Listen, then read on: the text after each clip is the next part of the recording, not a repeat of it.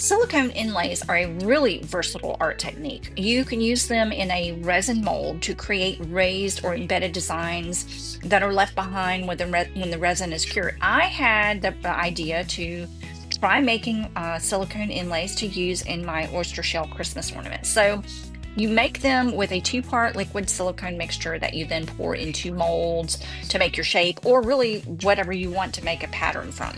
I am using these molds that I have, and I will have a link in the description below to these molds. It normally takes a few hours for them to cure, but once they're cured, just take. I decided to dust some mica powder on my inlays to give them a little bit of color and hopefully to have this transfer to the resin once it's cured. But word of warning, this is messy. But honestly, I am not worried about making a mess. I have so much of this mica powder. It comes in these gigantic 100-gram bottles, so I am really not worried about it.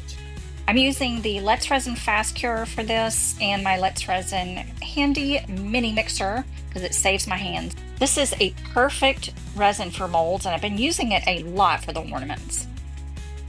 I added a pretty thin layer of the clear resin to each of the oyster shells, and these are oyster shells that have a little bit deeper bowls. So the resin is going to pool into the middle, which is exactly what I want. Then once I did that, I just took the inlays and just laid them in.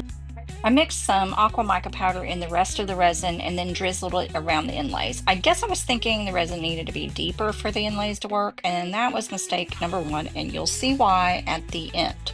The second mistake was adding way too much mermaid trash and actually covering part of the inlay. So why is this a big deal?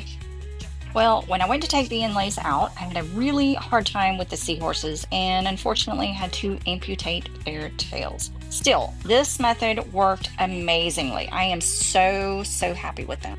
I used pieces of satin fabric ribbon for the hangers, and these are ready to go.